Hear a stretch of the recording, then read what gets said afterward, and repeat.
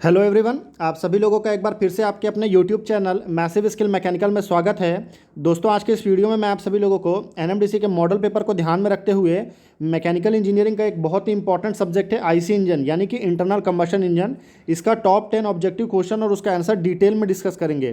तो फिर चलिए शुरू करते हैं। तो हमारा पहला क्वेश्चन क्या है कि डीजल इंजन है, जो आपका डीजल इंजन होता है उसमें कितने वॉल्व्स होते हैं? 1 वॉल्व, 2 वॉल्व, 3 वॉल्व और 4 वॉल्व। तो देखिए, बेसिकली आपका जो डीजल इंजन होता है उसमें आपका टोटल 3 वॉल्व होते हैं।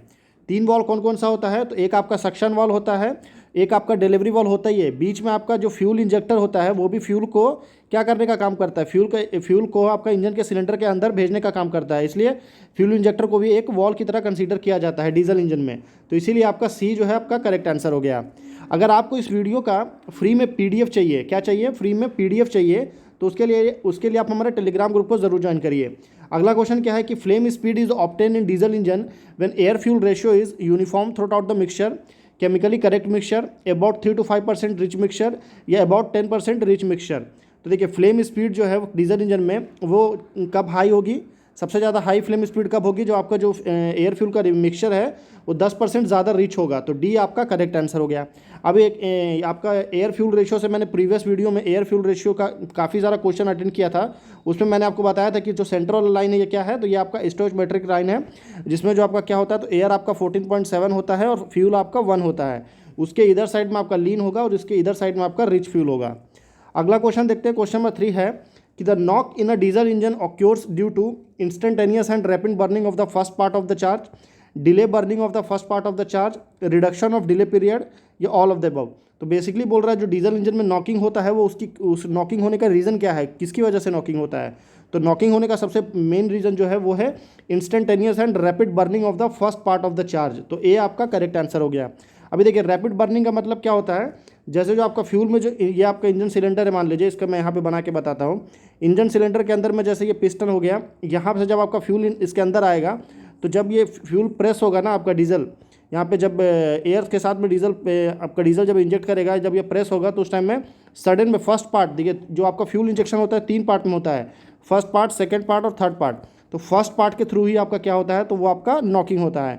नॉकिंग के थ्रू हैवी साउंड आता है जो कि आपका इंजन के लिए बिल्कुल सही नहीं माना जाता है। क्वेश्चन नंबर 4 है कि the air fuel ratio in a petrol engine is control by controlling valve opening या क्लोजिंग, गवर्निंग, इंजेक्शन या कार्बोरेशन। तो देखिए, बेसिकली आपका air fuel ratio petrol engine में कंट्रोल किससे करते हैं? तो कार्बोरेटर से करते हैं। तो आपका कार्बोरेशन करेक्ट आंसर हो गया। ये काफ़ी ज़्यादा कॉमन क्वेश्चन है, पर एग्जाम में कुछ कुछ क्वेश्चन बहुत ही ज़्यादा बेसिक भी आता है, तो उनको भी ध्यान रखना ज़रूरी है। देखिए, यहाँ पे जो है ये बेसिक कार्बोरेटर है, इसका फंक्शन देख लीजिए एक बार। यहाँ पे आपका थ्रोटल वॉल्व रहता है, यहाँ से क्या आता है, तो ये आपका एयर आता है। ओके, यहाँ पे क्या दिया है, तो यहाँ पे दिया है आपका फ्यूल के लिए, ये फ्यूल के लिए है, ये फ्यूल है, ये फ्लोट आर्म है, यहाँ से फ्यूल आपका इन होता है, फिर ये फ्यूल इधर इन होता है और एयर आपका इधर से भी आता है और इधर से भी आता है, फिर ये मिक्स होकर के आगे की तरफ चला जाता है फ्यूल और एयर मिक्स होने के बाद में। तो बस बिल्कुल इसी तरह से फंक्शन पे काम करता है। यहाँ पे एयर क्लीनर है ताकि जो है डस्ट और हैवी पार्टिकल्स जो है साथ में इसके अंदर इन ना हो पाएँ। अगले क्वेश्चन में देखते हैं हम कि which is more viscous lube oil, यानी कि इन चारों जो ल्यूब ऑयल है, इन चारों में सबसे ज़्यादा विस्कस कौन सा है, कौन सा लुब्रिकेशन ऑयल है? SAE 30, SAE 40, SAE 50 या SAE 80। तो देखिए, सबसे ज़्यादा विस्कस ल्यूब ऑयल जो है वो है आपका SAE 80। तो डी आपका करेक्ट आंसर हो गया। ल्यूब ऑयल क्या काम करता है? तो ल्यूब ऑयल जो है आपका इंजन के लुब्रिकेशन के लिए काम आता है। ये है आपका SAE 80। अगले क्वेश्चन में देखते हैं, क्वेश्चन नंबर 6 है कि in the opposed piston diesel engine the combustion chamber is located. Opposed piston का मतलब क्या बोल रहा है? एक दूसरे के उल्टा। तो उल्टा कब रहेगा? जब आपका एक पिस्टन यहाँ पे, एक पिस्टन आपका यहाँ पे रहेगा, ऐसे केसेस में आपको अपोज पिस्टन कहलाता है। तो आपका बिटवीन द पिस्टन, तो बी यहाँ पे सी लिखा है, बी आपका करेक्ट आंसर हो गया। आइए एक बार देखते हैं। तो देखिए, ये आपका क्या है, तो ये आपका अपोज पिस्टन सिलेंडर है। एक पिस्टन यहाँ पे है, एक पिस्टन यहाँ पे, ये एक दूसरे के उल्टा है, एक दूसरे के आमने सामने है, इसीलिए इसको अपोज पिस्टन सिलेंडर बोलते हैं। क्वेश्चन नंबर 7 में चलते हैं कि stoichiometric air fuel ratio is a chemically correct mixture, lean mixture, rich mixture for idling, rich mixture for overload. तो जो आपका स्टोइकोमेट्रिक एयर फ्यूल रेशियो होता है वो क्या होता है? तो ऐसा एयर फ्यूल रेशियो जिसमें बर्न होने के बाद में ना आपका एयर बचे ना आपका फ्यूल बचे, इन दोनों में से अगर कुछ भी नहीं बच रहा है तो वो क्या कहलाएगा? तो वो आपका स्टोइकोमेट्रिक एयर फ्यूल रेशियो कहलाएगा। तो मतलब क्या है आपका? Chemically correct mixture. तो ए आपका करेक्ट आंसर हो गया। ये क्या है, तो ये आपका वही ड्राइंग है एयर फ्यूल रेशियो का, जो कि रेशियो मैंने बताया था 14.7 इज द रेशियो 1।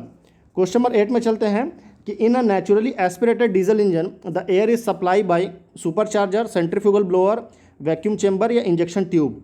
तो देखिए आपका जो नेचुरली एस्पिरेटेड डीजल इंजन होता है उसमें जो एयर सप्लाई होता है वो किससे होता है, तो वो with the help of vacuum chamber होता है। तो सी आपका करेक्ट आंसर हो गया। जो आपका सेंट्रीफ्यूगल ब्लोअर है ये आपका मैकेनिकल के लिए दिया है, मैकेनिकल एस्पिरेटेड सिस्टम के लिए। सुपरचार्जर भी मैकेनिकल है, इंजेक्शन ट्यूब भी आपका मैकेनिकल में आता है। ये है आपका क्या है, तो ये आपका वैक्यूम चेंबर है। क्वेश्चन नंबर 9 है कि in a loop scavenging the top of the piston is flat, contoured, slanted या डिप्रेस। तो देखिए बेसिकली आपका लूप स्कैवेंजिंग समझे, उससे पहले आप स्कैवेंजिंग क्या होता है। तो स्कैवेंजिंग ऐसा प्रोसेस होता है जिसके थ्रू जो गैसेज होती है इंजन सिलेंडर के अंदर में उसको बाहर निकालने का काम करता है वो with the help of gases, with the help of piston और with the help of external things. If you remove air from the cylinder that is called scavenging. तो जो आपका लूप स्कैवेंजिंग में क्या बनता है, तो एक लूप बनता है, इस तरह का लूप बनता है। तो लूप जो बनता है इसका पिस्टन का जो टॉप होता है वो कंटोर होता है। अभी देखिए लूप स्कैवेंजिंग में लूप देखिए कहाँ पे होता है, तो ये आपका लूप हो गया,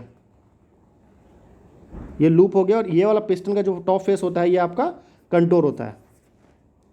लास्ट क्वेश्चन है, क्वेश्चन नंबर 10 है कि in the crank case method of scavenging the air pressure is produce by supercharger, centrifugal pump, natural aspirator या मूवमेंट ऑफ इंजन पिस्टन। तो जो क्रैंक केस मेथड होता है स्कैवेंजिंग का उसमें जो एयर प्रेशर प्रोड्यूस होता है वो होता है with the help of movement of engine piston. तो डी आपका करेक्ट आंसर हो गया, इंजन पिस्टन के थ्रू। ये आपका इंजन पिस्टन है उसके थ्रू ही होता है। अगर हमारा 10 क्वेश्चन कंप्लीट हो चुका है। अगर आपको वीडियो पसंद आया तो प्लीज़ इसे लाइक करिए, शेयर करिए, चैनल को सब्सक्राइब करिए। अगर इस वीडियो का फ्री में PDF चाहिए तो उसके लिए टेलीग्राम ग्रुप को